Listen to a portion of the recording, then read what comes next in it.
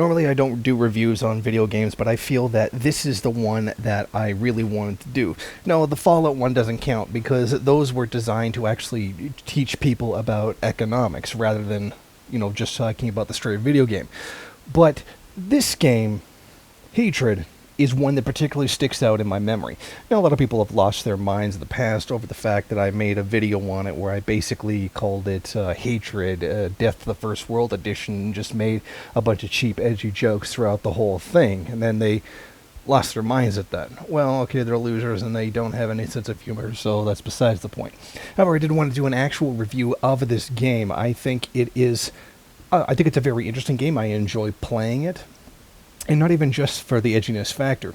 You see, originally they wanted to pull this game from Steam because of the violent content and just the fact that it is a guy going around murdering innocent people for no reason other than the fact that he doesn't like them. But the problem with that is that's not the whole story. The character, the guy whose name is not important, he is a caricature. He's a parody of that idea, that complete hyper antisocial kind of stereotype, supreme edgelord.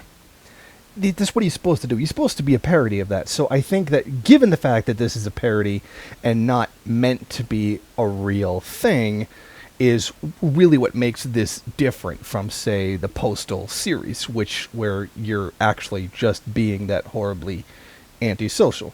Not that it bothers me, mind you. I don't really care. I mean, it's very, very difficult to offend me in any way, shape, or form. I think that one of the most important things we do have to talk about is the claim that video games cause violence. I see absolutely no significant evidence for this whatsoever.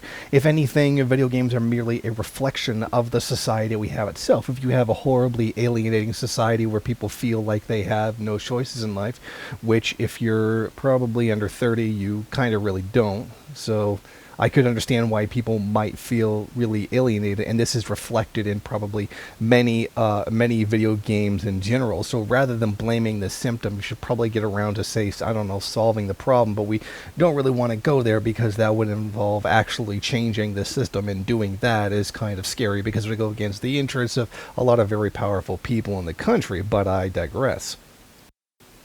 The main character is, of course, the Edgelord Supreme, the guy who doesn't care about anyone or anything, and his entire life is nothing but cold, bitter hatred, as he so adequately put it. My name is not important.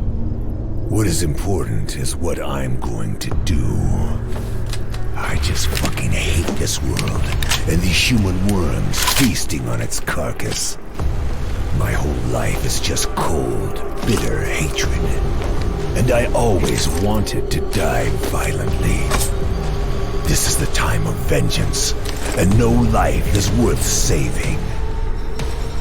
And I will put in the grave as many as I can. It's time for me to kill. And it's time for me to die. It is interesting to see the mentality of such an individual to break out into the public, to just go around killing people. As if, what is interesting is that this mentality actually exists. This is a real thing that people feel. Now, while they are not always so overtly expressed, except in the United States, the fact is the idea is here and the mentality is there. But one of the things that I think is really interesting to me is, what is it that these particular individuals think they're going to accomplish by doing this? I mean, you go out and you shoot a bunch of people. I mean, what is that supposed to do? Now, if you're like a Dylan Roof type, where you're going around just shooting black people because you don't like black people and you feel that they're destroying your culture or whatever bullshit you made up. Okay, so I could understand that, and he hopes to be used as a symbol to inspire others to do the same, which unfortunately has been the case with some of the more recent racially motivated shootings.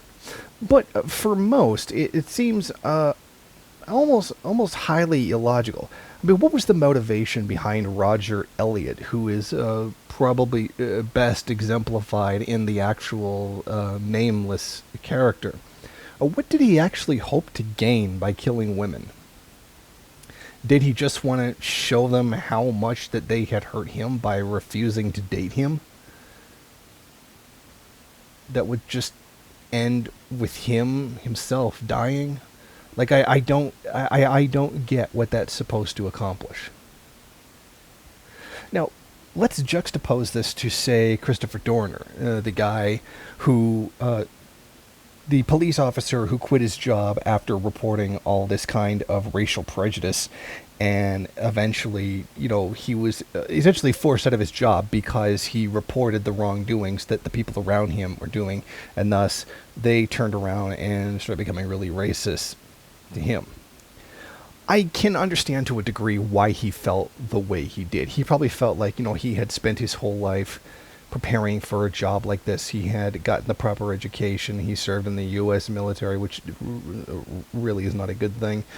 But in either case, he felt like this was his career. This is what he wanted to do. And he had that robbed of him based on merely just what is his race. And that's, well, frankly, really unfair. But what strikes me as odd is that what did he think the police were? I mean, how many people really go into police services thinking that they're there to make a difference, and that it's going to be different with them? They're going to save the world, or they're going to keep law and order. I don't imagine a lot of people actually really think that. Especially black people who think that. I think most black people pretty much get what the police are about, and that any idea of being a black person and joining the police is nonsensical or against your own interests kind of thing. So it's really very interesting to look at the psychology of a lot of the mass shooters and what it is that they do in society. This is, of course, abstracting away from the types that legitimately are just mentally unstable, like I believe it was James Holmes, the guy who shot up the theater that was playing Batman. He legitimately was insane. He does not know what he was doing. He doesn't even know why he did it. Whereas these alt-right mass murders are very clearly politically and racially motivated. They have a very particular goal in mind. They're not mentally disturbed. They're just really, really shitty human beings who have completely failed in life and are taking it out on other people. They feel that their lives have lost any value or meaning, and that this is the only way that they could accomplish something. And, it's interesting. Certain ideas have come to me for a while about these kinds of people, that I'm wondering if it's because of their lack of ability to get sex, their lack of ability to get married and have children. I mean, that is the great legacy of every person, having children. That's what they leave to the world. That's their immortality. But what if that's not an option to you? Well, what if you feel like, oh, you're never going to have children, you're never going to have sex again, or for a first time, whatever the particular situation might be. And thus you feel you have no legacy, you have no meaning. Your life is already meaningless. You have a shit job that you hate, that frankly anybody who does it already hates. They have no prospects for the future. They don't see themselves as ever retiring, as I'm sure probably most people feel. And they have no eternal legacy by virtue of having children. So they begin to look for explanations as to why things are the way they are, and they come up with really stupid ones, like believing that there's a good conspiracy against white people, etc., or some kind of Jewish conspiracy, all kinds of real crazy nonsense they come up with, and thus feel that if their legacy is already dead, then they have to create one for themselves. I will be remembered as the person who stood up against this great evil tyranny by whatever particular group it is that I'm blaming, and this is going to be the legacy that they leave to the world. I mean, we saw this with Thomas Tarrant, the New Zealand shooter who wrote up this whole huge manifesto, how he claimed he was going to be seen as a hero and vindicated 25 years later, or whatever it was he said. And that, I think, at least in his case, confirms much of the theory that I just espoused about all of this. And it's really very interesting for me to look at the psychology of all these people while juxtaposing it to a game that is a parody of such individuals. So I would say overall, Hatred is a good game. It's enjoyable. I like it. And if you like these kinds of games too, then you'll probably like this game as well. But it's something just to keep in mind that this is a game and it's not something you should take too seriously. Thank you for watching. If you like this program, then please head over to my Patreon page and set up a monthly donation. It's your donations that keep this program running. Also, if you would like, please rate, comment, subscribe, and share in various social media.